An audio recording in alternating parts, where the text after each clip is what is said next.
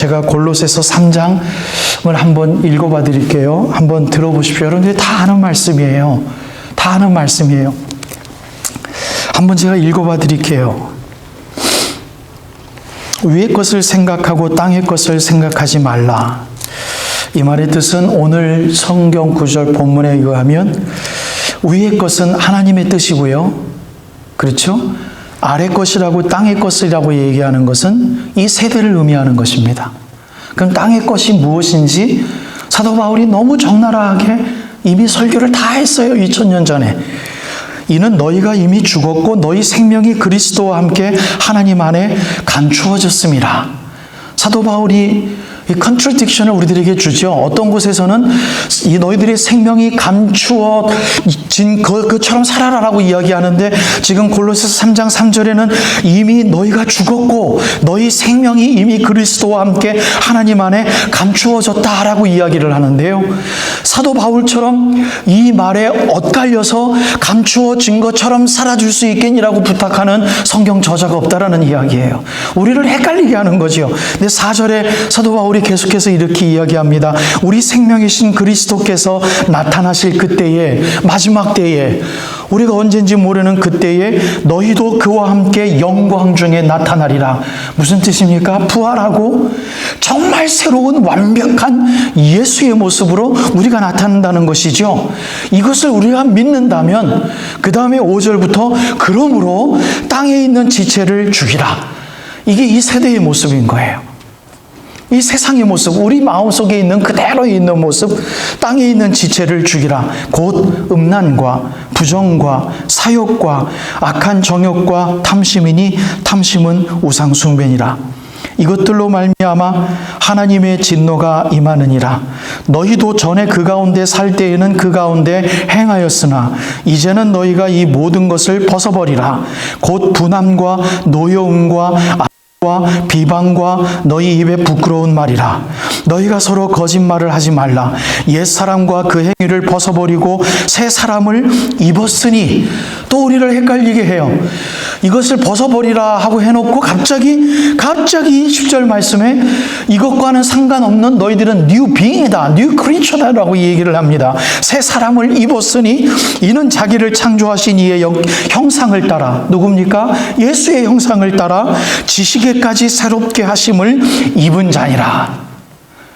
여러분, 사도 이 바울의 설교가 여러분들에게 다가가기를 원하는 저의 설교의 방식과 똑같은 겁니다. 바울은 지금 중간에 그렇게 이야기를 하잖아요. 너희도 전에 그렇게 살았는데 이제는 새 사람을 입은 거니까 그것과는 별다르게 살아라 라고 이야기를 하는 거예요. 그런데 또 어떤 곳에서는 내 마음속에도 육체의 소욕과 성령 하나님이 동시에 같이 사는데 성령 하나님이 내 속에서 역사하시고 성령 하나님이 내 속에서 일하시는 것을 내가 느낀다. 성령 하나님이 역사하시니 성령 하나님은 내 삶, 내 마음속에 남아있는 육체의 소욕과 싸우시더라. 그래서 그 싸움이 있을 때마다 내가 너무 힘들고 너무 어렵더라. 그럴 때마다 내 마음속에서 내 육체의 소욕이 이기는 모습을 내가 볼 때마다 하나님 앞에서 내가 얼마나 분함을 토해내는지 모른다. 그렇기 때문에 죄인 중에 괴수가 바로 나다라고 고백하는 게 사도 바울이에요. 동일한 설교를 여러분들에게 지금 우리가 사도 바울이 설교를 하고 있습니다. 다시 한번 제가 몇 가지 것을 읽어드릴게요. 이것들이 우리가 이 세상과 달라야 하는 모습들이에요. 제가 오늘 이것을 왜 강조드리냐면 우리는요, 저도 그렇고요. 예배 시간에 나와서 이렇게 예배 드리면 우리가 뭔가 이 세대와는 다른 것을 통하여서 하나님께 영광 돌려드린 것으로 오해를 합니다. 그러지 않았으면 좋겠다라는 말씀을 드리는 거예요. 이것이 정말 주님이 원하시는 세대와 다른 예배의 모습이어야 만약에 우리가 된다면, 정말 고백이어야 된다면 이 예배 때 와서 일주일 동안 정말 이 세대와 달라야 되는 것과 싸웠던 것을 통하여 하나님 앞에 감사합니다. 혹은 하나님 아버지, 내가 일주일 동안도 그렇게 살지 못했습니다. 이 세대와 달라야 되는 것 때문에 내가 싸워서 이기지를 못했습니다. 하나님 용서해 주십시오. 그 예배에 회개가 있다면 그 달라야 되는 회개와 그 달라야 되는 모습에 대하여 살았다는 것에 대한 승리감에 대한 감사가 이 예배 시간에 나온다면 이 예배는 이 세대와 것입니다. 그것과는 별개로 이것에 대해서 좀 둔하게 살았어요. 그런데 예배 시간에 왔기 때문에 괜히 하나님 앞에 영광 돌려드린 것 같아요 라고 여러분들이 생각한다면 절대로 우리들의 신앙은 성숙할 수 없습니다. 그 예배는 탐심이에요. 우상 숭배예요. 우리들의 육체의 소욕을 그냥 긁어대는 거예요. 그건 아무것도 아니에요. 송아지와 똑같습니다. 금송아지와. 바로 그러한 모습들이 이렇게 나와요.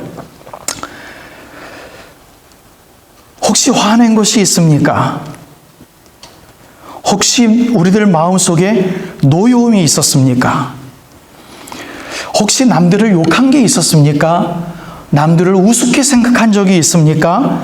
여기서 우습게 생각하다는 것은요, 우습게 여길 만한 그러한 사람들에 대한 우습게 여김이 아니에요. 그것뿐만이 아니라 모든 것을 포함해서 남들에 대하여 나가라 이야기하는 사람들이에요. 예수님의 설교랑 똑같습니다. 단 순간적으로라도 내 가족에 대하여, 내 스파우스에 대하여, 이웃에 대하여 정말 바보 같은 사람들이에요. 그런데 그렇기 때문에 바보라고 우리가 마음속으로 생각한다면 그건 옛사람이라는 거예요. 이걸 감히 우리에게 어떻게 유교합니까? 못해요. 근데 여기서 머물러 있으면 안 되죠. 머물러 있지 않기 위해서는 어떻게 하라고요? 하나님께서는 우리들에게 그렇게 할 수 있는 힘을 주시고 이미 성령 하나님이 충만하셔서 여호와 하나님을 앙망하고 기다린다면 우리가 잠시 남을 막 비하하고 남을 욕할 만한 때 잠시 그런 마음이 있다라는 건 여호와 하나님이 우리 마음속에 없는 거잖아요. 그 마음을 가질 때는 여호와 하나님이 없는 거예요. 여러분, 저는 어젯밤에도 설교 준비를 하고 마지막 준비를 하는데 앞에 집에서 여전히 30분 동안 이따만한 개들이 나와가지고 찢어냈습니다. 얼마나 화가 나는지요. 분노지요, 분노. 그게 옛 모습이라는 거예요. 그런데 만약에 여러분들이 목사님 그게 어떻게 가능합니까? 화도 못 냅니까? 아니요. 화내지 말아야 돼요. 제 말이 아니에요. 성경에서 말하는 거예요. 분노와 싸우라는 거예요. 악의와 싸우라는 거예요. 남들을 비방하고 남들을 우스꽝스럽게 생각하고 남들을 욕하지 말라는 거예요. 그래서 저도 모르게 저 사람들은 어떻게 저럴 수 있지? 어떻게 이웃에 대하여 30분 동안 개들이 막 짖어대는데 그것은 다른 사람들에 대한 예의가 아닐 텐데 어떻게 저렇게 생각할 수가 있지? 그 순간은 뭡니까? 제가 설교 준비를 함에도 불구하고 여호와 하나님이 충만하게 임재하지 않은 순간이죠. 2절 말씀에 보면 로마서 12장 2절 말씀에 보면 하나님의 뜻이 무엇인지 분별하도록 하라라고 말씀을 하세요. 왜냐하면 우리는 하나님의 뜻대로 부름을 받았기 때문입니다. 우리는 하나님의 뜻대로 부름을 받았기 때문에 우리는 하나님의 뜻대로 살아가야만 합니다.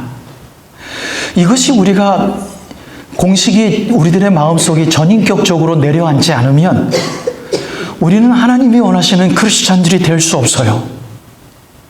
우리는 나를 위한 하나님의 영광으로 살아갈 수밖에 없어요. 그런데 하나님은 이 공식을 틀어주기 위하여 사도 바울이 이렇게 친절하게 얘기합니다. 저는 이게 놀라워요. 말씀을 읽을 때마다 깨달아서 그럴 수밖에 없어요. 이 논리가 왜 가능하도록 사도 바울이 이곳저곳에서 그렇게 희한하게 만들어냈는지 이거 어려워요. 그렇기 때문에 사도 바울이 12장 1절에 그러므로라고 이야기를 한 게 더 그게 사도 바울이 얄미운 거예요. 저는 얄미운 거예요. 완벽한 분입니다. 이 고백이 가능하다면 가능하다라는 거예요. 뭐예요? 모든 만물이 주에게서 나오고 모든 만물이 주로 말미암고 모든 만물이 주에게로 돌아가면이라. 모든 영광이 그에게 세세토록 있을지어다. 아멘 안 할까봐 그 다음에 36절 마지막 절에 아멘 먼저 선포하잖아요, 자기가. 여러분, 사도 바울의 선서를 읽어보세요. 얄밉도록 아멘이 꼭 필요할 때 들어가 있어요. 모든 만물이 주로 주에게서 나오고 모든 만물이 주로 말미암고 모든 만물이 주에게로 돌아가면이라. 그에게 영광이 세세토록 있을지어다. 아멘으로 할 수 있느냐? 그러므로 너희들의 삶을 산제사로 하나님의 뜻을 위하여 하나님이 기쁘신 게 하기 위하여 예배로 드리라. 그 예배가 무엇이냐면 하나님의 뜻을 분별하는 것입니다. 이게 사도 바울의 12장 전후로 통한 그의 로마서의 결론입니다. 하나님의 뜻을 우리가 완벽하게 알 수 있을까요? 불가능하지요. 그러나 가능한 건 하나님의 선하시고 온전하시고 하나님이 기뻐하시는 뜻이 무엇인지 분별하기 위하여 노력할 수 있는 것. 여기에 생명을 걸 줄 아는 것. 여기에 기쁨과 감사를 걸 줄 아는 것. 이게 주님이 원하시는 우리들의 부르심에 합당한 삶입니다. 하나님, 여러분들이 너무나도 감사하게 늘 생각하시는 것, 나를 구원해 주셔서 감사합니다. 그 구원에 대하여 하나님 늘 찬송하게 하시옵소서. 주를 앙망하나이다. 그러한 그 감사가 여러분들을 항상 마음속에 깊이 내재하셔서 우리들 속에 남아있는 각양각색의 모습으로 남아있는 잘못된 욕심들과 싸워서 이기실 수 있기를 주님의 이름으로 간절히 축복드립니다.